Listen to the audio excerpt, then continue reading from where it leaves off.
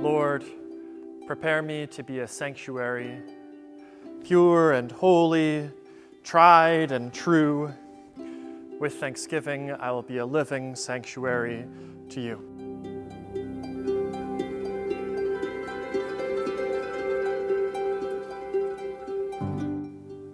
I'm Nicole Barassa-Burke, and I'm a member here at Kimborne Park, as well as being the church administrator.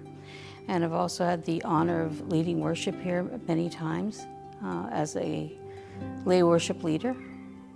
And I am a certified spiritual director and consider myself a part of the queer community in this city. I don't have images of the divine. There is no form to put to it. Anything that we think God is a part of a human construct, the way we understand the divine, that we understand the mystery of life. So that is why I consider God the divine mystery, the eternal divine mystery. You know, we have no way of knowing. Like, when I think of eternal, I think of going to the edge of forever and looking beyond that, and it keeps on going. Humans have no idea what eternity is like. I believe it's here, it's with us, it's part of our being. Deepening that relationship with the divine mystery, the eternal mystery, I don't believe it's anything that we as people can do. It's not what we say or what we do. You know, I don't think God really cares what we say or do, quite frankly. But we connect with that in our moments of silence, in those moments of wisdom that we have. And when we feel like, aha, this is something new. I think that's where you encounter the divine in the everyday. Without that mystery, without what we call God, then we lose our humanity. You know, I think in embracing that which is far beyond our comprehension, but believing and trusting in it, I think that's where we meet God in that, between the mystery and the faith, you know, the confidence. It's somewhere in there that we come together, God and human. Embodiment is how we experience things, how we feel and touch and see, the senses that we have, you know, are all part of that embodiment we have of that which created us. You know, that mystery that created us gave us bodies that walk and talk and laugh and cry, smell and taste and touch. So I think that's our embodiment. That is how we live our lives. Desire is that thing that motivates us, that which pushes us to go beyond ourselves, to seek out something. Most people see desire as something sexual. I think desire is in all our relationships, in all our doings. You know, we head off each day, every morning, with a desire to do something. You know, so, and there is a desire for God to connect with something larger than we are, something that is beyond anything we can understand. Having come from that Roman tradition where so many of the rules are around sex and our bodies and how we feel about that. And I believed it all. You know, I practiced natural family planning. I taught natural family planning. because, taking a pill or doing something else was wrong. I bought it all. And then,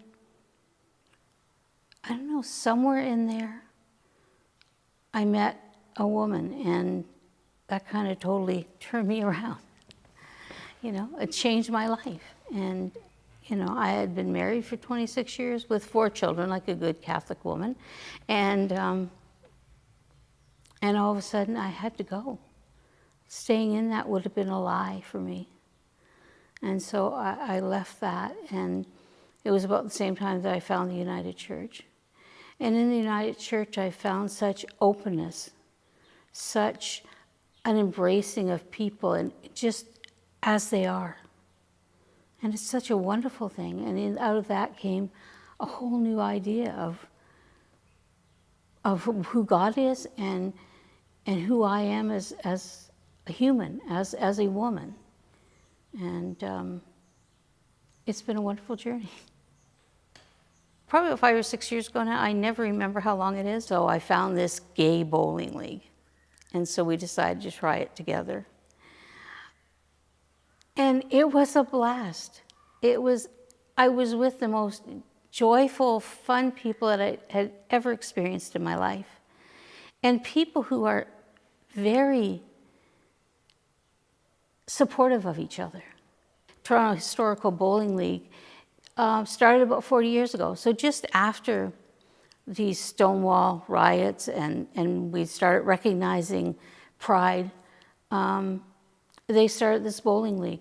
And it was mainly started for men who just wanted to be who they are with other men, that they didn't have to hide that they were attracted to other men. Everything I learned about community, I learned from my bowling league. They are what we should come to church for. To me, the main purpose of church, coming together as a congregation, is for welcome. That is what church is for, is to welcome the other. Again, regardless of who they are or what they've done or how they live. We're just here to love them and to welcome them in. So that's where I see it in the bowling alley. These very welcoming, accepting people who really support each other. It's like, I don't think I've ever seen that so clearly expressed. Like, I have friends now that, in ways that I've never experienced people who are there, just there for you, and who try to uphold you and support you when you need it, and praise you when you've done something good. So that's what we need to be. That's what the church needs to be, is that kind of all-embracing, all-including, all-welcoming people. People have taken the things, that what I call human constructs, and made them truth. The Bible is lovely. It has some wonderful lessons in it. But the Bible was written by people who are fallible. It was a way for us to understand creation and the Creator, and to give us some guidance about what our role is here, what is right, what is wrong. It really amazes me that people can read that and then show hatred towards another person. I think God really doesn't care, is my secret. I don't think God really cares. I think what our job is to start to understand that and to mesh with that mystery that is there before us. So, the judgment we've had of queer people or divorced people or people women who've had abortions, that's not from God. That is what we as humans have decided God said, you know. But did God say that? I don't think God has a voice except for us. And so we just need to be with that and just be the visible sign of God's love. That's what we are, the visible sign of God's love for all people. God doesn't hate gay people. God doesn't hate divorced people. God doesn't hate women who've had abortions or who use birth control. God is just love. As the church in the world, as that visible sign of God's love, is welcome, is hospitality. And I think once we get that and we stop excluding people, stop shunning people, turning people away with our attitudes and sometimes our words, once we do away with that, I think then we will truly embrace that the Creator, the one of unimaginable love and life and joy and all the good things of life. That's when we're going to really find God and express God in the world.